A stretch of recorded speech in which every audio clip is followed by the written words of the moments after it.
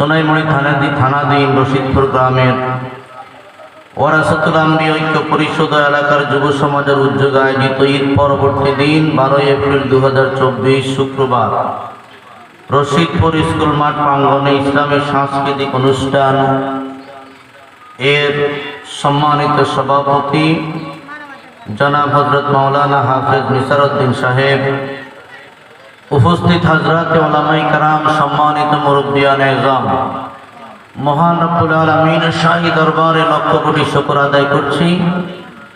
যে মুহূর্তে বাংলার যুব সমাজ, মুসলমান যুব সমাজ ঈদ পরবর্তী সময়ে বিভিন্ন গুনাহের কাজে লিপ্ত থাকে, নতুন সিনেমা, নতুন নাটক,